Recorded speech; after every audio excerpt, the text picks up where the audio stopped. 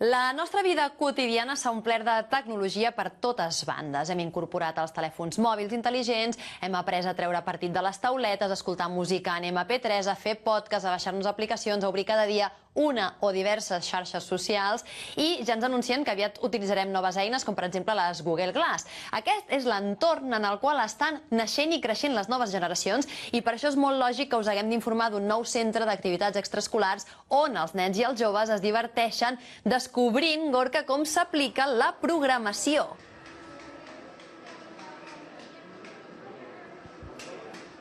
Ja ho veieu, una de les aplicacions més importants de la programació avui dia és la robòtica. Aquí veiem el petit Darwin reaccionant a una pilota vermella. No sé si ho estic fent bé. No? La cadira, clar, com que és del mateix color, Darwin va una mica boig. I aquesta seria una de les aplicacions de la programació. A veure què fa el Darwin. Com segueix la pilota.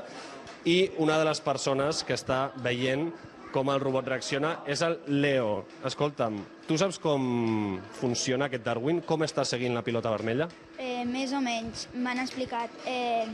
Té dos computadores dins que quan detecten la pilota van i va Darwin i la xuta. Tot això perquè prèviament ha estat programat. Què és programar, Leo? Jo crec que la definició és posar uns codis a un ordinador perquè ell faci una altra cosa. Perfecte. Doncs tu saps molt bé, i jo crec que tens una mica de trampa a casa, perquè el teu pare, el Carlo, de fet, és programador i el tenim aquí al costat. Carlo, bona tarda. I qualsevol diria que has portat el nen perquè segueixi una mica els teus passos, però ha estat a l'inrevés, t'ho ha demanat ell. Sí, és ell qui sempre m'està demanant com es programa, que li ensenyi, i jo no en sé d'ensenyar. Per tant, prefereixo que vingui aquí i que n'aprengui. I creus que l'apuntaràs a un dels cursos d'aquí o no? És possible, sí. I a tu t'agradarà, Leo, que t'apuntin per veure com funciona el Darwin i fins i tot aprendre a programar robots com aquest? Sí, perquè el meu pare m'ha ensenyat una miqueta del que sabia i m'agrada molt el tema. Perfecte, doncs esperem que us ho passeu molt bé. I una altra de les aplicacions és la que en aquests moments està provant l'Ivan. El veiem aquí una mica endarrere, et girarem una mica, no sé si em sent perquè porta cascos, té aquest visor que és l'Oculus i juntament amb auriculars. Albert, anem a preguntar-li al mateix Ivan, li interromprem la seva sessió, a veure. Ivan, em sents? Molt bona tarda, què estàs veient?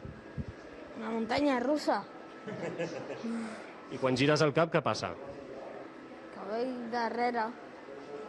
Molt bé, veiem que aquest monitor de realitat virtual el que fa és endinsar l'usuari en aquest escenari d'una muntanya russa, com bé deia. I què estàs notant, Ivan? Que estic a la muntanya russa. I ja està, t'agrada la sensació o no?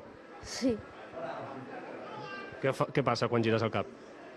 que m'arejo una mica. Doncs Albert, escolta'm, jo no sé quines classes d'informàtica feies tu a la carrera, però no eren semblants amb el que estem veient, no? Bona tarda. Bona tarda. No, per res, la veritat és que no. A veure, aquí a Codelearn el que intentem justament és això, avui en dia en el món real ja hi ha aplicacions, eines molt avançades que permeten treballar i per fer tasques molt normals. Per exemple, al món mèdic, una aplicació molt similar a aquesta és la que es faria servir per operar a dia d'avui. Això existeix, llavors és important que els nens comencin ja a treballar amb aquest tipus de tecnologia, comencin a provar, experimentar, i la programació ja no sigui només picar tecles sobre una pantalla de color negre, sinó que ho posin tot al món real, acabin traient aplicatius, aplicacions, coses útils. Avui hem vist 2 o 3 exemples de les aplicacions de la programació, però un dels punts forts d'aquest centre és la plataforma que heu creat de programació, però una mica més fàcil de cara als nens. Si et sembla, nosaltres deixem aquesta connexió aquí i quan tornem a connectar el que farem serà mostrar-vos de quina manera els nens no només aprenen com s'aplica la programació, sinó que els veurem picant tecles de manera més senzilla que amb línies de codi, però amb una plataforma i ja aprenent a programar. Perfecte, doncs tornem a connectar amb Codelearn. Fins ara, Gorka i Albert.